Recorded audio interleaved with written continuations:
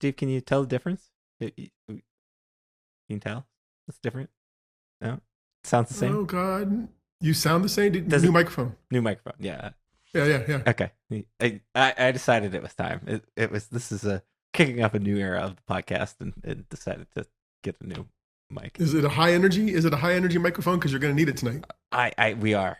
That was like we interviewed our guest, and I was like, I'm so excited to have him on because he's so energetic, and it was everything and more, and it was an awesome interview. And our guest this week is Shane Sparks, who is the color analyst for Big Ten Wrestling. But first, the name of this podcast is called the Stuff Summer Says Podcast with Steve. Steve, yeah. So Shane Sparks is also going to hang out and tell a lot of stories that are awesome, and I think you're going to get to know him and understand him, and I made a joke that you're going to want to listen to this podcast and work out. You're going to want to listen to this podcast and work out. You could run off of the amount of energy that is you're gonna get from this interview. So take a listen to that. Then we got some other stuff to discuss. Steve, I think this is the one guest where I'm probably going to listen back to the podcast and then go work out while I listen to the podcast, because every time he's on my television, he makes me want to run through a wall. That's how energetic, how much There you go. That's good. juice he brings to my day. Our guest this week is Mr. Shane Sparks, Big Ten wrestling analyst for now 14 years. Really the voice of the TV voice of wrestling, if you will, for me, or at least who I think about. Shane, how are you? Doing fantastic, and really honored to be with you guys today. Thanks for having me on. Awesome. Yeah. Okay, let's start there. I think passion and energy comes through in your style. But I think that also speaks a little bit from what I read about your story. You were kind of, if you will, homegrown roots of getting your feet wet in the journalism field. How did you get from Shane Sparks, where you were 14, 15, 20 years ago, to now really the lead analyst for, I think, college wrestling? So we got what? We got 3 or 4 days. Is that what we got? Yeah, perfect. Perfect. LOL. It's been a great journey. It's been a long journey. I mean, that's why I make the joke about it taking days to tell, because it really. I think about this stuff from time to time, especially like weeks like this week with Iowa and Penn State when it's 1 versus 2. I still can't believe I get to do this. So I just always wanted to do this. And I think for me, it starts with my faith. I mean, I know who's responsible for this, and I know that to be true. And I have great people around me. It starts at home. I had great parents that supported me. I had parents that made me think I could do anything. And it wasn't anything like over the top. It was just very subtle signs of support and love. And then I also had I love to compete. I think that as I've gotten older, that's probably something that I've come to learn about myself. I love to compete. I always wanted to win. You always hear about people talk about like, oh, this guy, he hates to lose. I didn't like to lose. I just knew I loved to win. And I think, that's really helped me. And, just working hard. I mean, I had some challenges. I mean, and things happen for a reason. And I was 19 years old. I got my girlfriend pregnant. I mean, that was a key point. I have a great son. My oldest son is Austin. He's 28 years old. But when you have big goals as a 19-year-old, I would say it's like falling behind Mitchell Messenbrink 12-0 in the first period. Like, you can still win, maybe, but it's going to be really, really hard. So I just had to do some odd jobs just until I got an opportunity. But I've gotten so fortunate. I've had so many things happen to me that are just, the timing was right, fortunate, right place, right time. And then you work really hard, and here we are. That's kind of a long answer to your question. I think, from what I read, you had a blog. You just kind of went out and you and a guy just took videos. Is that how that started? Yeah. What I did was, I mean, my first I'm trying to think of, I've gotten some pretty big breaks. I was doing a sports talk show out of Appleton, Wisconsin. It's by Green Bay. And I got that job began that in October of 2002. And, during that time, Scott Cleaver is a guy that runs the Cheesehead Wrestling Tournament in Kaukauna, Wisconsin, real good friend of mine. And him and I started a wrestling radio show called The Wrestling Room. Probably the only wrestling radio show, definitely in Wisconsin. I mean, there probably weren't a lot of them. And what happened is I convinced station management to let me sell it. And I can remember sitting at my desk, and after like an hour, I remember I glanced over my left shoulder and the clock was up on the wall. And I'm like, man, you've been doing this for 45 minutes. And I don't remember what the number was, but it was a substantial number. And I thought to myself, okay, I can figure this out. So what I did was I launched a wrestling website called BadgerStateWrestling.com. And I say this humbly but proudly. It's the best wrestling website ever. I mean, I got professional videographers. It was spectacular. It was all Wisconsin, and we did everything. And it was the video quality. I mean, it was amazing for that time. I mean, based on technology in 2007, I did that from 2007. I think my last season on that was like 2015, because then Big Ten started to really get busy and I couldn't do it all. But that was huge. I mean, it just different things that kind of put me on the map. And just, again, the other big thing, I mean, I'm 49 years old now. And another thing I've really learned is patience. And I'm not a real patient guy, really. I mean, I'm pretty intense. I mean, you guys know me, I'm pretty intense, get after it. But every now and then I maybe do some things that even surprise myself. And that was one of them. Be patient. Don't, know how to treat people. Know your lane. Know your place. Those are a few things that I'm really glad I was able to execute on, because I think my path would have been completely different had I maybe gotten over aggressive at certain times, or, tried to, for lack of a better way to say it, backstab somebody to get on top of them. I never did that.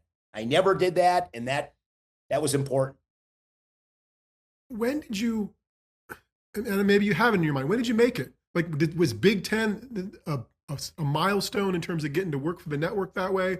And when did you say, okay, this worked? Like, yeah, I mean, I would have to start when I was younger. I mean, this stuff, it's all I ever wanted to do. I mean, and I'm so grateful for this stuff, because again, I didn't create myself. I mean, this is how I was made. Like I always talk about this. Every single person's got amazing gifts that they have. They have amazing personality traits. They just get them. People are like, oh, my energy. I didn't create this. I just got it.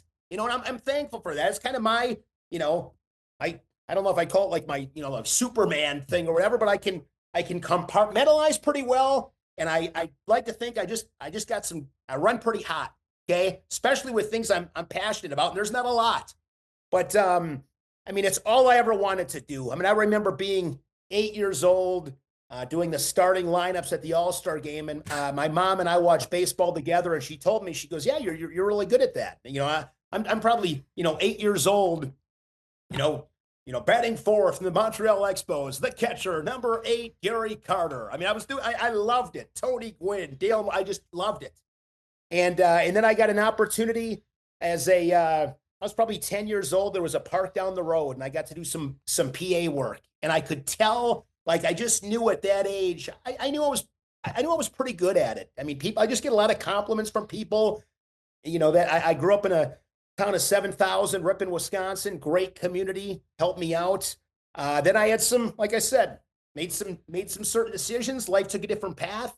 But another big moment was in 2001. I was selling cars, and I was actually doing really well. I sold cars. I was on the floor for 5 months. I was the only guy on the wall as salesman of the month, every month. Again, just competing, I wanted to be on the plaque. Like, I wanted to be on the plaque.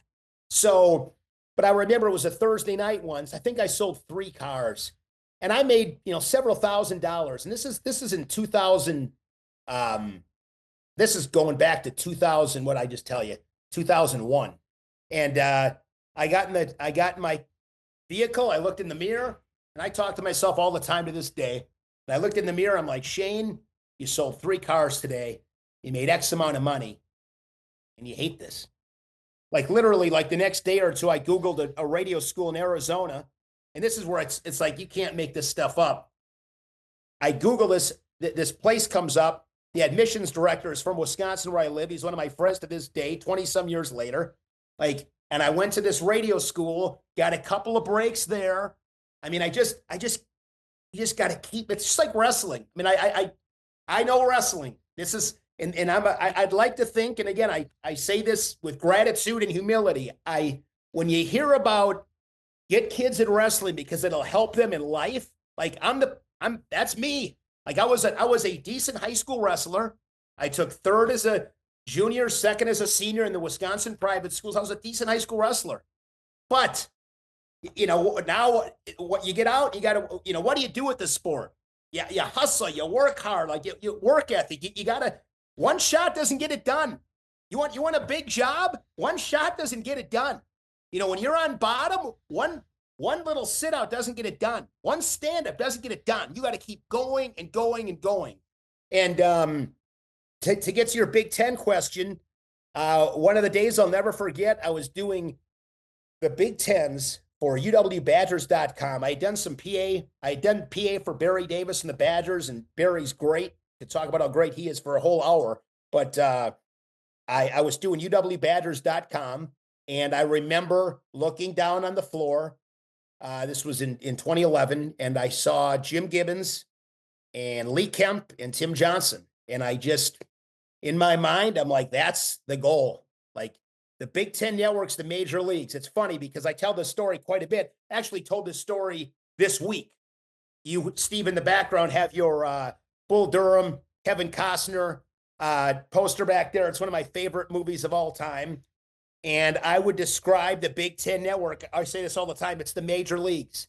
At the Big Ten network, we hit white baseballs at batting practice. I mean, it's the big leagues. And when you get a taste of the big leagues, you don't want to go. You don't want to leave the big leagues. And but I remember just that thought process. And I in Philadelphia in 2011, probably the craziest story how this all really happened. I've told this story a little bit, but 2011 NCAAs. They had live sports radio, these little earpieces. And I was doing the finals with Brian Hazard. Long story short, I go back to Philadelphia. And I always wanted to work with Jim Gibbons as an analyst. I mean, there is nobody touching him. He's so good. So I go back to my hotel, and he's in the lobby with a bunch of people. And I'm like, okay. As I was walking up the stairs, I'm like, I'm going to put my bag away. And I gotta take a couple deep breaths and calm down, because I just gotten done doing those finals. It was the first finals I ever had done. I was ramped up. I felt pretty good about it. I felt pretty good. And I'm like, I got to go introduce myself to Jim Gibbons, but I got to calm down.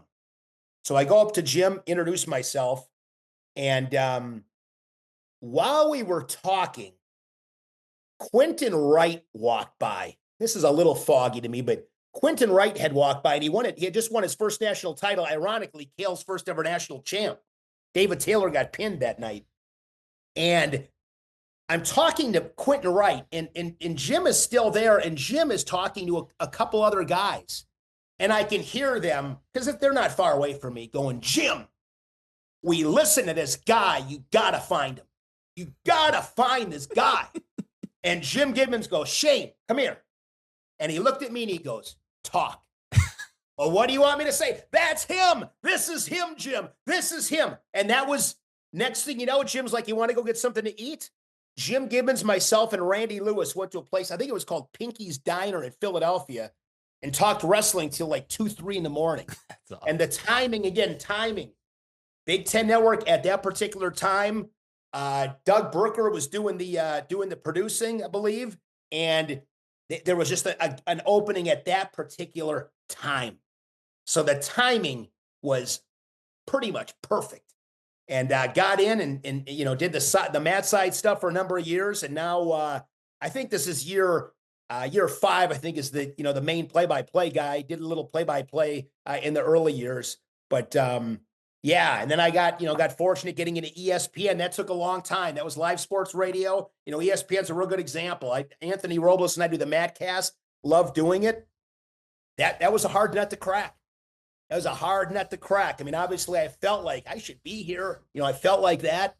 But, I had to be patient on that one, and that's okay.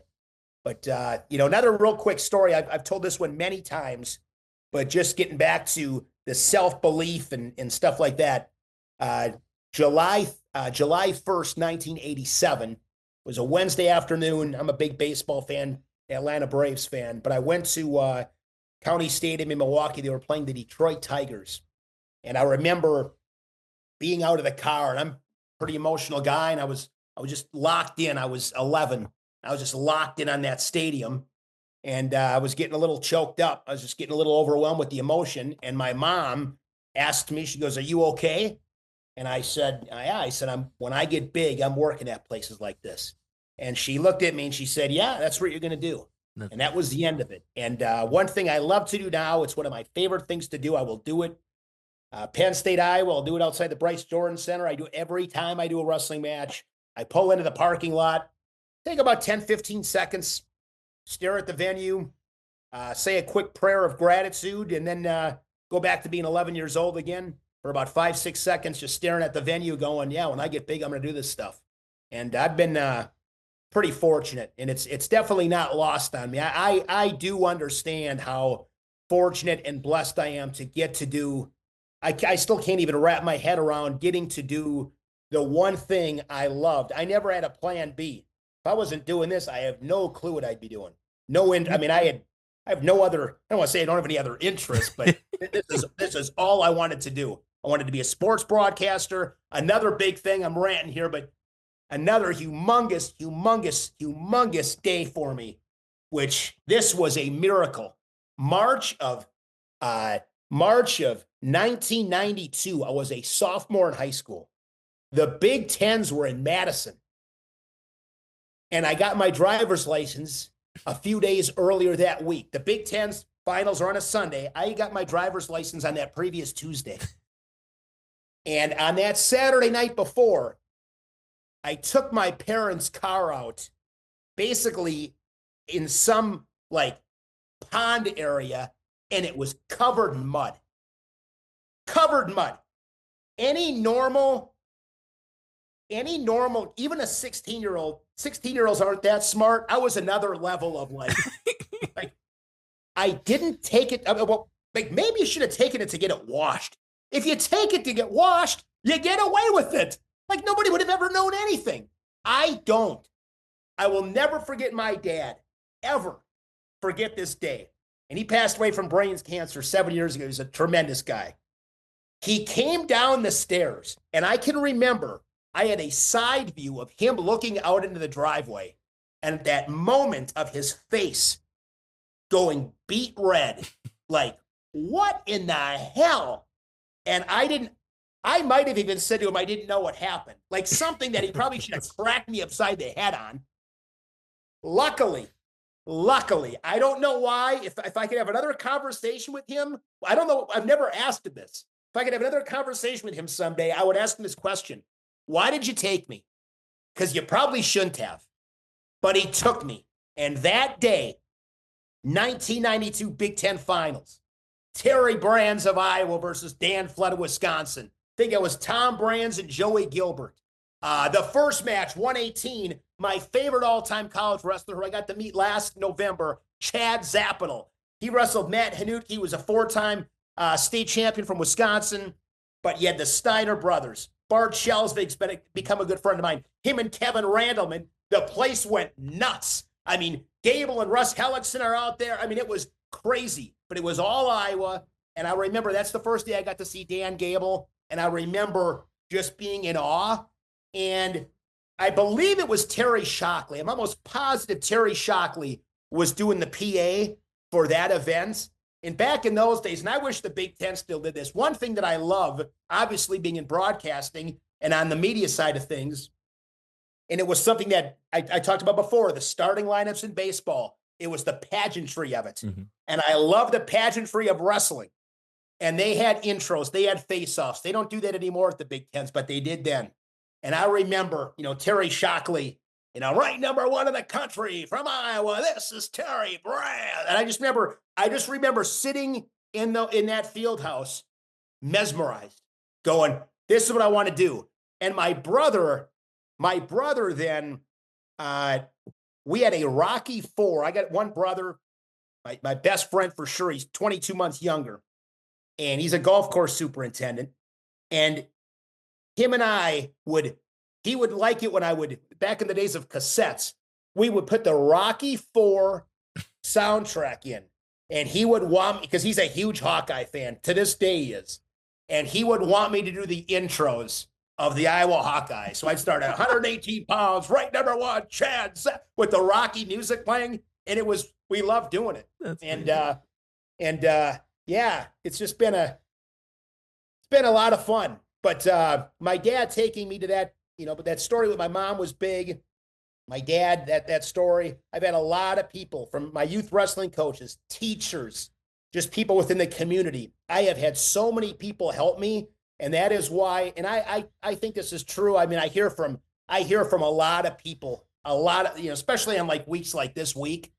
And I hope that anytime that they watch me on a broadcast, I hope, because they should, just, take a little bit of pride, like, that's kind of you up there too. It's not I think one thing that I think about in wrestling is it is an individual sport. There's no doubt. I mean, like when you're out there, it is you, that's fine. But to get there, wrestling's the biggest team sport there is. And I think that's really how I look at my broadcasting. I mean, when the light goes on, yeah, I have to do my thing. But the amount of people that have played a hand in me getting to where I'm at, it is absolutely humbling and hard to describe. It's that many people, it's a ton. Very cool. I think one of the things that I find interesting about all of those stories is it's almost tied to the growth of wrestling, the way we consume it. I think it was, at least for me growing up, it wasn't necessarily a sport that was easy to find. And now pretty much every Friday night during the winter, you can find a Big Ten wrestling match on. And you had mentioned it's the major leagues. I'm curious from your perspective, why you think wrestling has taken off, even amongst the Big Ten fans, but more nationally over the last, let's say, I would say 10-ish years than it has maybe in the previous 40 years. Yeah, it's one word: technology. I mean, that's the first word. I do a lot of stuff for Flow Wrestling as well. Flow Wrestling Night in America. We started that this week, this year, which is huge. UFC Fight Pass. I do stuff for them. Obviously, the Big Ten. None of that stuff was around, 20 years ago. None of it.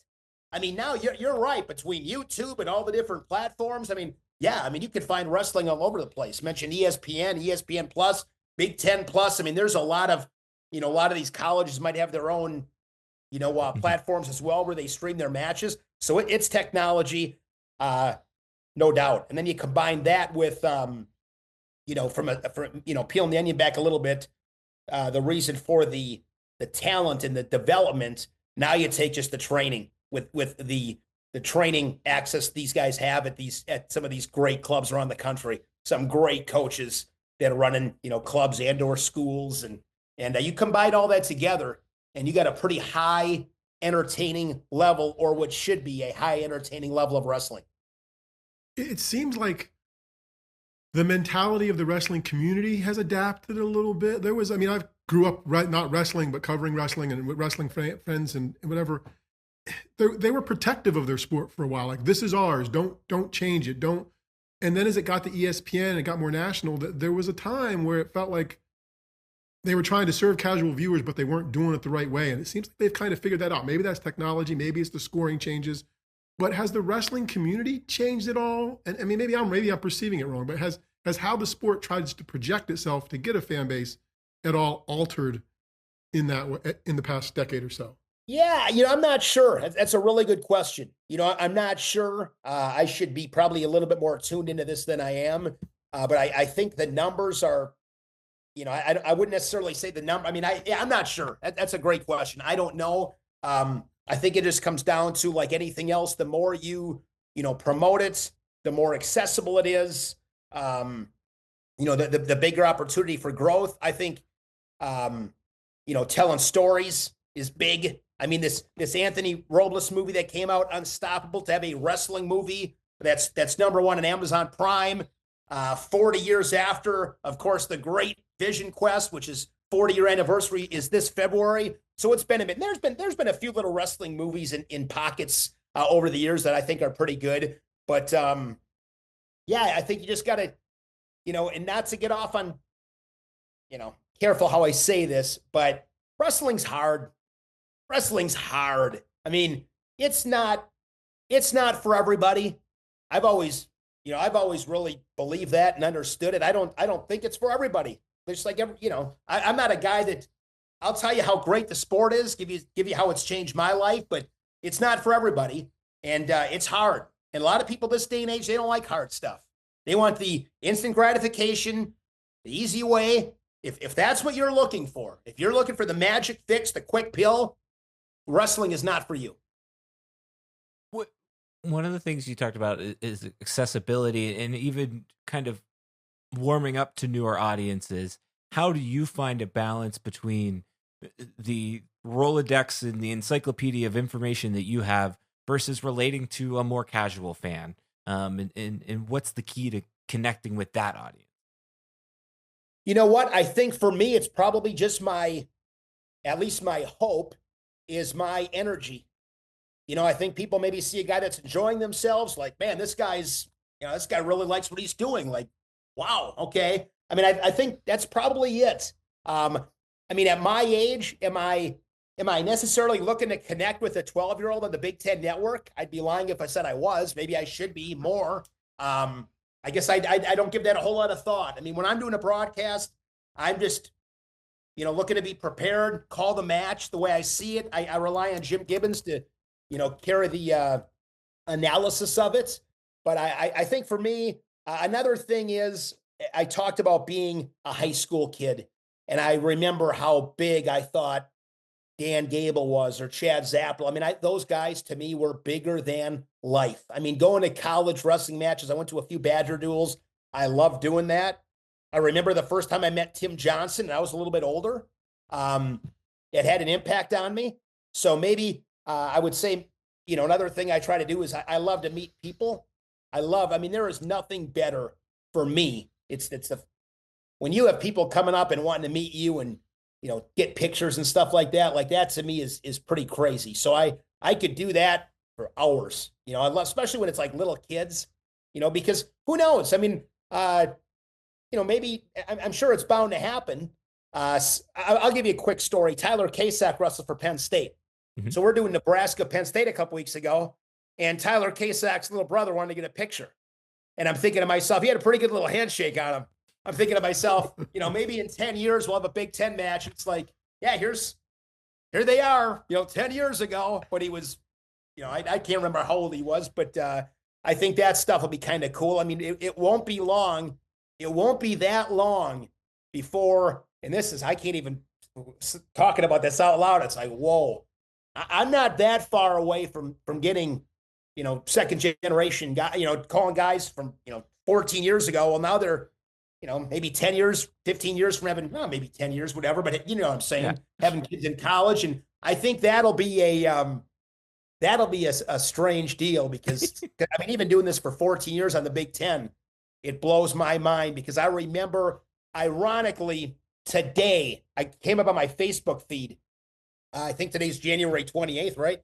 Yeah, January 28th, 2012 was the first Dual Meet I ever did in Iowa City, Minnesota, Iowa. So it was literally 13 years ago today, whatever that is, right? Yeah. Just, I don't know where the time went, but I can tell you this. I remember vividly that day. I remember it was cold.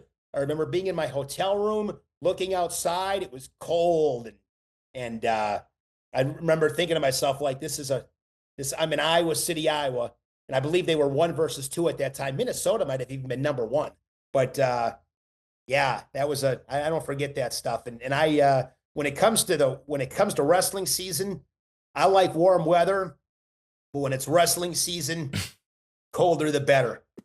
Colder the better. Wrestling weather. That's why it works in the Big Ten and not, down in the SEC. The Big Ten is grit. I mean, the Big Ten is not, well, now it kind of is, because you got, Washington and Oregon and USC and UCLA. I was going to say Big Ten is not sunshine and palm trees, but it's kind of become that. But to me, the Big Ten will be cold, dark, gloomy, gritty, at least from December to March. I love that.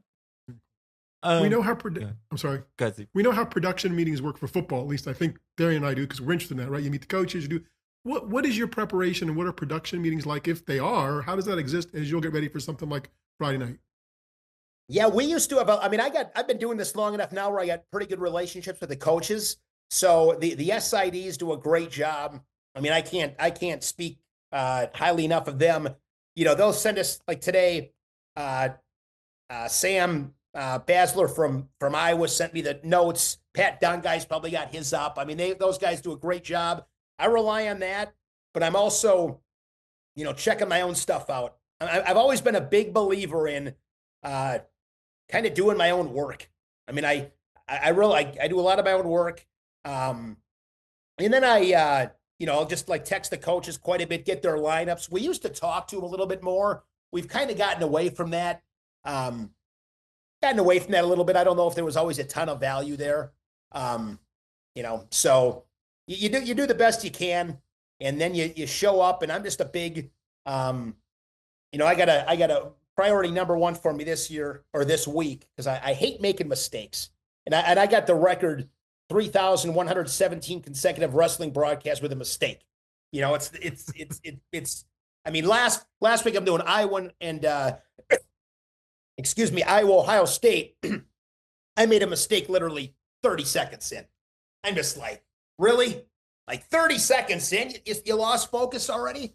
But I still believe.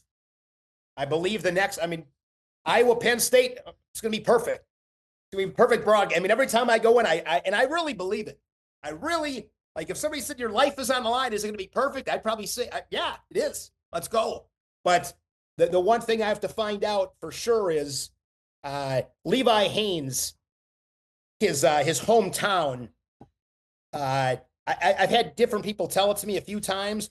He told me it once and I didn't write it down. So now, because I didn't write it down, I probably botched it a couple times, trusting other people. So those are little things. Like, again, I use wrestling. I go back to wrestling analogies. Like that's giving up a wrist. Like, you're not going to win giving up a wrist. You're not going to win. That's me getting rode out with 21 seconds left. That just can't happen. Not if I want to be the best. You want to be the best, that you can't get rode out with 21 seconds left. So I can promise you this. When you hear the way Levi Haynes' name is announced on Friday night, it will be correct. And if it's not, they can take it up with Levi. Okay. That's simple. There we go. Great.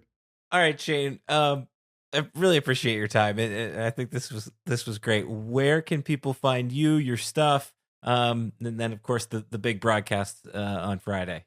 Yeah, and I should know this stuff like right off the top of my head. Let's see here. I'm on Twitter and Instagram. I know on Twitter it is at Shane Sparks BTN, and I post I post quite a bit of stuff on Twitter, and then on Instagram it's Shane_Sparks BTN. So yeah, we got a lot of good content there. Big, at B1G Wrestling, the Big Ten Instagram account, they do a great job. Follow Big Ten Network on Twitter, and then obviously Friday night wrestling is this Friday night doubleheader with Penn State and Iowa 1-2, and then Nebraska and Wisconsin. Then we're back at it. This will be a fun week because I'm flying to State College, and then Jim and I are getting in a car when that dual meet gets over and driving to Ann Arbor. that's probably a 6.5 hour drive. I can't chance it with the flights. Knock on wood, hoping the weather's good. Driving to do Michigan State, or try that again. Michigan, Ohio State on Saturday afternoon. Then we're driving in a car, driving to Chicago Sunday afternoon. Rutgers in Minnesota, I believe it is. And I'm as excited about that duel as any, because Rutgers wrestling really well right now. Minnesota's having a really good season. So that'll be a really good dual meet. So yeah, it's been a great season. Down the road, we got Oklahoma State, Iowa. That's going to be a big one. David Taylor coming to Iowa City with the Cowboys. And, of course, Big Ten championships. Those will be at Northwestern this season. Nationals in Philly. Philly will be a lot of fun because, as I said, that's where I got the biggest break of my career was in Philly. So that was in 2011, and here we are in 2025. So it's been a kind of a crazy ride. That'll be a little bit of a full circle moment. So looking forward to it. Awesome. That's some gritty travel, man. You're Yeah, talking about dark. I Listen. thought about you these little podunk airports you were flying into, but no, you're just going to jump in a car and drive them. That's Listen, wrestling travel, man. I can tell you this, okay? I got holes in my arms from donating plasma. I've slept in car. I have no idea how many nights I've slept in a car. It's a lot. Like donating plasma. I mean, you name it, I've done it. Like I will say this, and I'm not afraid to say it. I have had a ton of people help me. Nothing was given to me. Nothing. Like nothing. And I wouldn't change it. I wouldn't change it. I mean, I do the Wisconsin State High School tournament.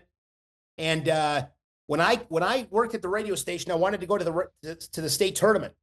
So I asked the station manager if I could go, and he said I could. Well, I didn't want to ask him for a hotel budget. I'm like, if I ask him for that, then it's going to be an excuse on why I can't go. So I remember going there and parking out in that parking lot, and it was cold. I mean, we're talking mid to late February. It was freezing out there. I stayed in the car. Luckily, a buddy of mine had a hotel room. He let me take a shower there, which was really nice. But when the station manager got a hold of me, he's like, Shane, you slept in the car? Like, we can get you the hotel. I'm like, well, I wasn't. That's fine, but I wasn't going to risk it there. And I go back every year. I mean, this is in probably 2003. I mean, this is a couple decades ago. And I'll go back to that parking lot every year. I'm a big gratitude reflection guy, and I know exactly where that is. And I just sit there for 10 seconds and go, yeah, again, just grateful I got to do that. I do it all over again. That's what I'm very proud of. I had to earn it. I had to I had to do the hard stuff, and I wouldn't trade it. That's awesome. Very cool. Well, thank you very much, Shane. I'm Guys, grateful for you making time. Appreciate it. Thank you. hey, this was fantastic. Thank you so much. Really, again, humbled that you guys had me on. I know you guys reached out a while back, so the fact that you scheduled this and it's very important. So thank you so much. Thank you. Thank you. Steve, I said it there, but I mean, the most energetic interview we've ever had on this podcast, and we've had a lot of energetic interviews. I don't know that anybody is ever going to come close. Like, we could get the Energizer Bunny on here, and I don't think anybody's going to come close. I think the coolest thing, and I didn't know this about him until I was doing some research on him this weekend, and the fact that he's so self-made and he's so self-started and carved all of this out kind of on his own through a lot of hard work and some bounces and being at the right place at the right time. But you got to work to get to those points, and I think that's what stood out to me and was what was most impressive. And really, I think I appreciated that authenticity. I appreciate his authenticity when he's on a call, but I appreciated now having that backstory to that authenticity even more. Yeah, and hearing him go talk about his career path, and just now, as you framed a little bit, what I missed on the question to him in terms of wrestling as a sport, it hit me just a minute ago. He's the guy that should have been the guy on ESPN, or should be there more than the Baldwin brothers were 5 or 7 years ago when they were trying to make the sport for casual viewers and show you the famous person, the passion. He's clearly a wrestling guy, right? The wrestling community gets him, and he translates to casual fans because it's about the hard work. It's about the effort. It's about just keep moving forward and competing. So that resonates through what he does. It comes through in what he does. And It's clear that he enjoys what he does. He said he did. And I think that makes people enjoy it too when they're watching it. And I didn't get to say that to him, but that is, I mean, he is a big reason why I do pay more attention to wrestling, is because I'll turn on the broadcast, and I'm like, oh, Shane Sparks is on. Like, this is fun. Like, I'm having fun listening and watching. And I think he does a nice job of speaking at a high level, but still makes it educational and informal enough that I can understand what he's saying and kind of get behind what he's saying. So yeah, no, that was awesome. I appreciate him coming on. Okay. Glad he did it. Cool. Good get, Steve. Good get. All right. Let's talk about the news of the week, which is the U.S. Curling Championships. They kicked off last night. Did they? They did. Are they on somewhere? They're on this. Hold on. I have to read you they're on this like really sketchy streaming service that it's legitimate, but it's a little questionable. Did you have to pay extra for it, or is it free? No, I didn't. It was free, which is great. Okay. It's like stadium.watchtv.com or something like that. So the rights, there wasn't a big rights fee, is what you're saying. Yeah, I don't think so. Which is pretty much just me and a couple of Minnesotans watching it. No, the big news of the week is, of course, Penn State hiring Jim Knowles. Let's start there, and we can switch back to wrestling. I have too many thoughts to not. I just want to get them out while I'm all charged up from our interview with Shane. I think where I want to begin with this, and I hope this came through in what I wrote this week, was this hire is this line that you crossed, and I don't even know if we want to frame it around the word elite, but there is no turning back now in terms of you're already a progressive, you're the most aggressive progressive program, or one of those top tier teams that you want to be at, that you no longer can kind of say that you weren't one of them. And why Steve is probably laughing, because I'm kind of sounding like him here, is like, I don't want to hear woe is me anymore. You just went out and spent the most money on a coordinator that's ever been spent. It's 65 other colleges don't even have a head coach that they're paying that much, let alone a defensive coordinator. So I think from that perspective, like you said last week, anybody could coach Penn State's defense, and I think they would be fine. I think it's more interesting about the fact that Pat Kraft and James Franklin, mainly James Franklin, were able to go out and not only land what is the biggest fish, steal the biggest fish from the rival program, but also do it in a fashion that was the giant exclamation point, middle finger, or whatever to we're getting this alignment, because that's exactly what it is, and that's exactly what you got, and I think that is what makes this hire far more interesting than anything that can happen on the field. Yes, all of that. I think if 2 years ago, if some school in the SEC would have made this hire, some Penn State people would have been, oh, look at them, look at how much they value football more than what it is. Well, here you are, right?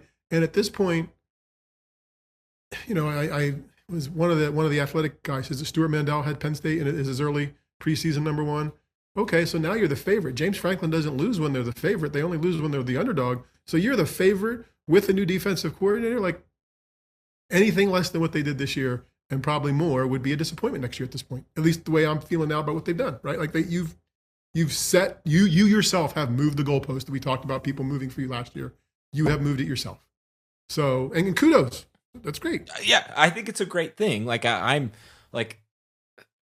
think it's a phenomenal hire from the X's and O's standpoint, but I think it's far more interesting and far more fascinating of a hire that, like, this is the sign that you have alignment. There is no, we need more alignment. You're getting it. It's clearly coming. It's just like, that was what was so surprising about that. And I think the other thing that's surprising is the fact that for the first time in 10 years, Penn State football won something over Ohio State football. Like they won a race to kind of get this guy. And I don't know. There's 1,200 stories out there about what did or didn't happen. But I think the fact that they were able to go out and do that makes it all the more impressive that they were able to steal away Knowles from Ohio State, and Oklahoma, which, I mean, they've got money, but I don't know that they've got they haven't been as well. They've made the playoff a little bit more, but they've also I don't know. I would put them on par. They're mid run in the middle teens of similar-ish to where Penn State is right now. No. Go ahead. Does this change? Does this change? About a month and 2 months ago, Coach Franklin was talking about, I forget, it was a post game or something. Maybe was it? It could have been after a loss, but about how we're a real college football program. We're kind of doing it the right way. There was a post game or a week where there was kind of this messaging of like, you know, we're not all in that way. Like, he didn't use those words, but it was like, we're different. What still matters here. We're a real college football program. I'm not saying they're not, but again, if you're doing this, you are clearly valuing what happens on the field. Not that you're valuing the academics any less, but I don't know. Like, it felt like we were leaning into, or someone was leaning to that. Well, we still do it better than you. We still do it differently. We still do it whatever. This is something that nobody else is doing. Like, only one school could make this higher. I don't know. And I don't know that they're mutually exclusive. I'm just curious. Well, I don't know if I took it that way. I more took that a way of like transfer portal sabotaging. Okay. Doing things like that. And I think there is something to be said for that. I don't know. I think I don't know how to frame this and say it any other way. So I'm just going to say it this way, and we're going to fix it after the fact. I don't know that I think about, at least in football, I think about the academics part anymore. Like, I have separated it a lot further than I have maybe any other of the sports. I think the smaller sports, I still think you can, but with football, it's such a money engine that I just think it's so different now, that I don't know that I want your like, as a Penn State fan, as somebody that takes pride in the fact that I have a Penn State degree, I want the football team, which is the most visible point for the university, to have a good graduation rate or whatever academic success. Don't get me wrong there. But I also don't necessarily like need to hear that or have that PR, like that public relation down my throat, marketed down my throat, I guess would be the best way to say it. Yeah, and I don't think you're alone. I don't know that I totally disagree. I'm just curious. So no, I think I was stunned at the fact that they not only spent the money, but they did that, and in a good way. But it's just like it, because for the last 7 years, maybe 6, 6 years, we kind of have heard like, oh well, and James Franklin hasn't said this, but he's kind of saying this is like the university's in the way, like all of these other things are in the way, right, of getting where. This is the biggest, most visual move that they've ever made to kind of counteract that. And I think that's why it was such a surprising, stunning move of them moving forward of okay, we're going to play the big boy game now, and we're going to listen to you. And I think it's also a credit to James Franklin that he's getting the investment that he wants. Like, I think, like, clearly leadership believes that he is the guy. Clearly fans believe that he is the guy. I think last season changed a lot of those things. And I think this doesn't happen if he doesn't make the playoffs this year, for example. I don't think they're going to get Jim Knowles if he makes the playoffs this year or something like that. So I don't know. That's where I'm at with it. I've been pretty not fired up, but like fired up seems blown away, maybe. Okay. Well, and it's the latest step. I mean, it's the most visible step, but the other steps before that are the stadium, right? Like, you got half of the west side of the stadium down that's going to go back up and be, when it's all done, pricier seats, stuff that makes amenities, helps them make money, and here they're spending money. It's all part of the same aligned plan, right? That is what Penn State football is going forward, which isn't necessarily a bad thing. It's just a new organized thing that everybody seems to be on the same page for. That's a good way of putting it. New organized. I like that because that's what it feels like. It feels that way a lot more demonstratively. There. Are you disappointed that you did not get a $3.1 million offer to coach the defense after saying you could? After last week when I said anybody could do it, yeah, I probably should have told him I'd do it for 2.5 or something maybe, but yeah. All right. Well, we'll see what we can do. So what's their record? Did this change your thoughts on what the team's record would be in the offseason?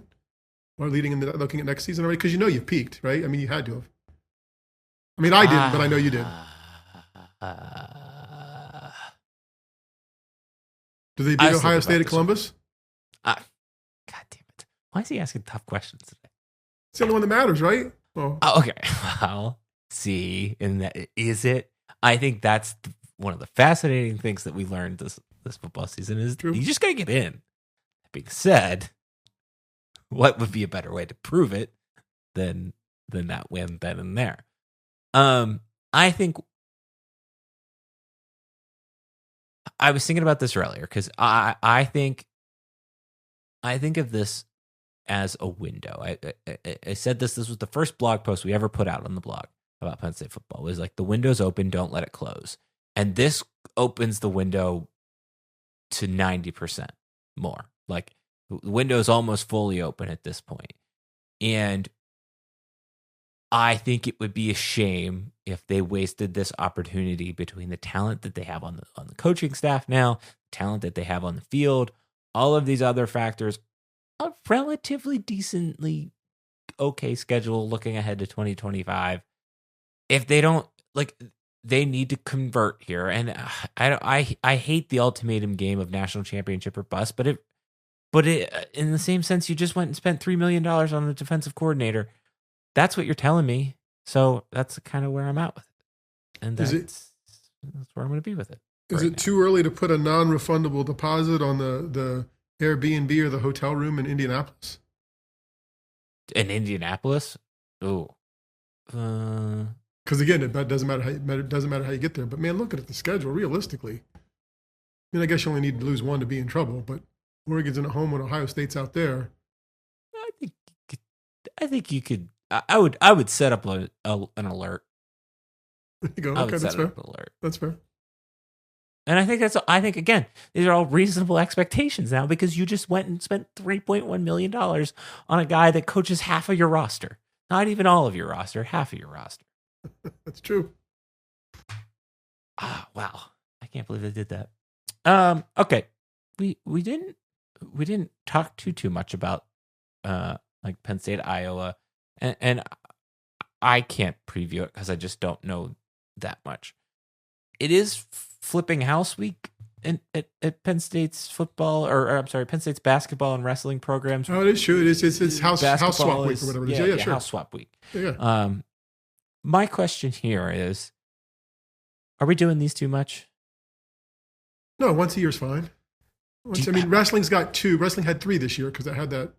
It had the goofy scheduling. No, they're going to make money. Like they got to put Michigan in this, and Michigan's off this year. But Penn State fans will still show up because they want to see the dominance over Michigan. For me, this is the only match that matters the whole season. I mean, this is the only one that's going to be competitive. You know that this is, and that's I'm going to try to write some of that for the blog. This is finally a wrestling match worth watching. Okay, so let's stop there because Shane also said this word, and I kind of thought it was a good way to tee it up. There's a pageantry, and there is a whatever. And there's a mystique, I guess would be a good way to say it, of wrestling at Rec Hall.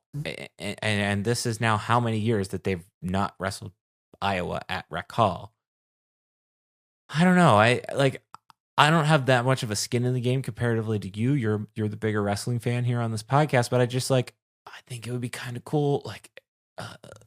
The BJC matches are cool and they're great, and I'm happy that they happen. And they're clearly like we looked at the financial statement, and it clearly has a financial impact.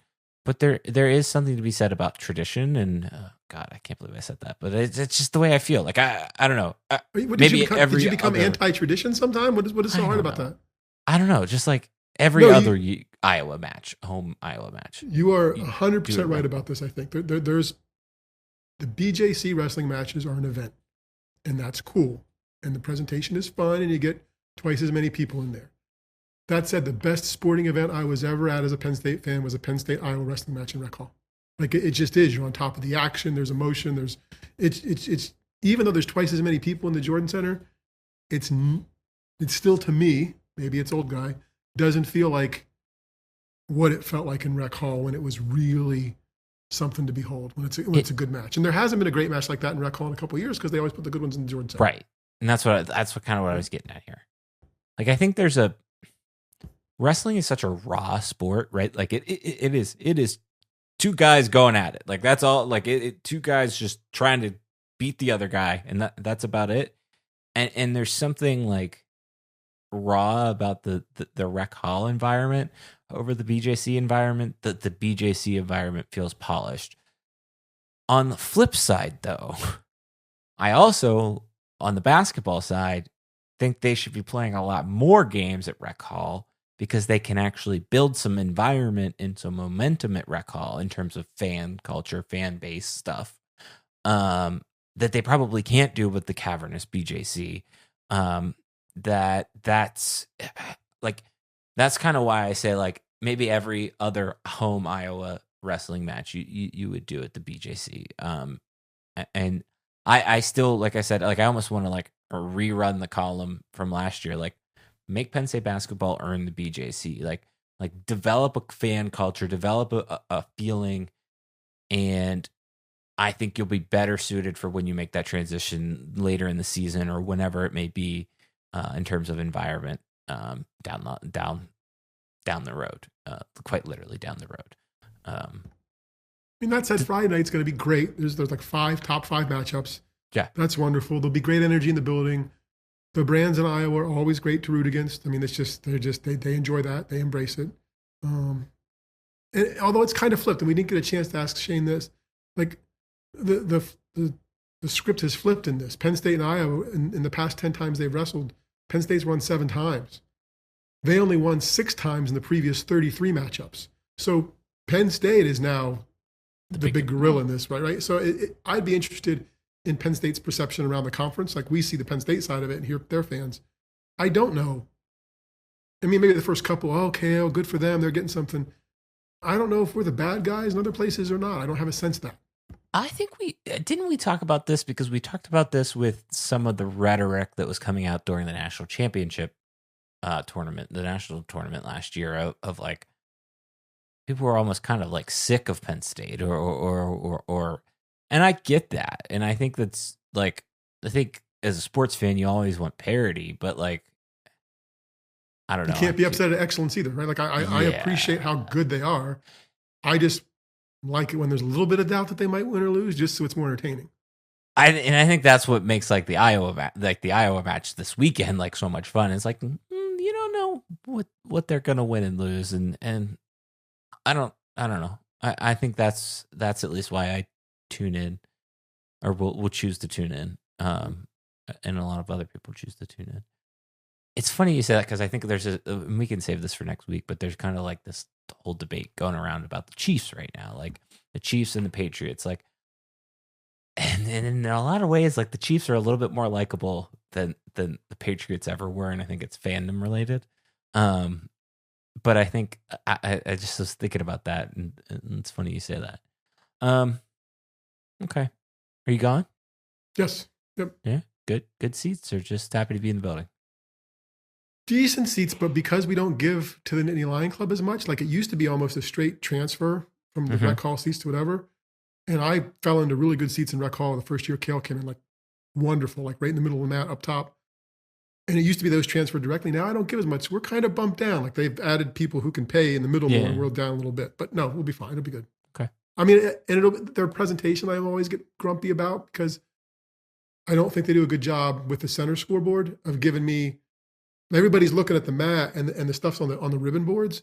It should be more on the center scoreboard so I can see bout and time than on the ribbon boards. So we'll see if that got tweaked this year or not. Okay.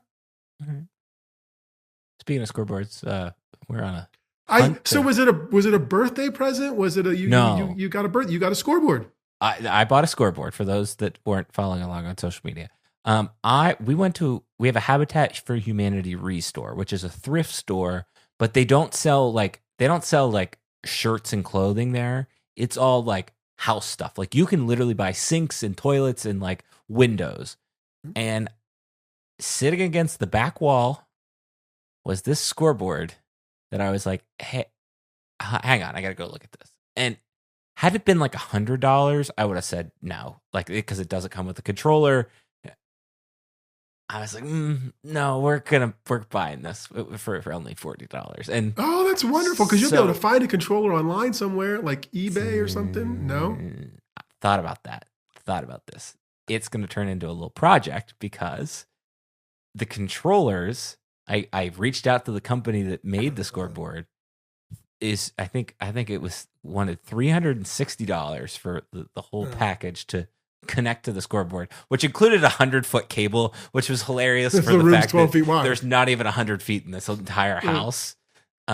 So I think what I'm going to do, I'm looking into like, there's a way I might be able to hook something up that can control the lights. And what I want to do is like have it show like the Steelers score, or Penn State scores, or I was waiting. That's what I figured. Yeah. Make it a clock. It's going to go out in the garage until we would ever move, and then it'll go into. That's a great. Sorry for the pun. That's a great score. That's wonderful. No, that's that. It was like it was too good of an opportunity not to. Could not buy it. $40. Yeah, exactly. So, anyways, so if you know how to do any of that stuff, I'm looking. Okay. I'm looking. Some electricians. If you've listened to us this far and you know an electrician. I'm sure somebody does. Someone does. Okay. Speaking of buying stuff, we were picking this week's old guy topic, and this is a hotly debated topic in the Summers household. And I think because you're now a grandparent of children the same age, but you've also had your own kids, obviously. You might be able to give me some guidance on this. I struggle. This week's old guy, young guy. Sorry, I struggle with picking the right toy to buy for the right age of kid. So we've got. So give me an example. You buy somebody. So we've got like painting two sets nephews, right? We've got two nephews. Yeah. One nephew is not even one yet. The other one is like, we'll call him 2.5 now. And then some friends have some kids that we're fortunate to be a part of their lives, and I'm always like, I want to buy them a Jeep that is one of those big Power Wheel Jeeps, and Anna's like, no, you can't do that. So I don't want to know if you have any tips on navigating that, Steve. As a grandfather, I made a run on eBay stuff about 1.5 years ago when everybody was first pregnant, right? And I found like the old Play School farm stuff, some Lincoln Logs, stuff like that, like those, some Weebles, like were pre-U, like Weeble Wobbles. We found those. Among the stuff they have, the Magna blocks are cool. Like the plastic encoded magnet things that are shaped square. Those are pretty cool. So it's a mix of old and new. Like I don't remember what our kids had to play with. But are you getting backlash? Are you like? No, we make sure we don't duplicate, but we don't get, and I'm always, ironically, although I'm pretty handy, like I'll err on blocks and hand stuff and reading stuff over anything electronic. Like I'm just always there. Like build some skills, do whatever else. You're going to have a screen some other time. So I don't usually get blowback for stuff that they can build with, right? Like that's okay. We're building tactile skills. So yeah. We have stayed away from the electronic gifts. For like when I say, I guess screen based gifts, we've got some like cool lights, and the biggest one with our oldest nephew is an astronaut that like projects space onto his wall, and that's his. I guess he turns that on every night. But I think books are great. I think that's a good recommendation. And the blocks and building stuff. Yeah. So I respect that. I think that's some good advice from Steve there on how and what to buy for there you go. Kids. It'll be our sub podcast. Grampy's recommendations on toys. There you go. There it is. Okay. There's a column about Jim Knowles up on the podcast or on the blog.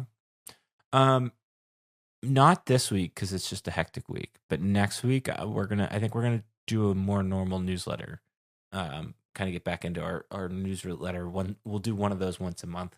Kind of just random other thoughts. We'll do that. I want to talk about the financial report as well next week, and next week's also our Super Bowl preview show. I think those will be some good things to include in there.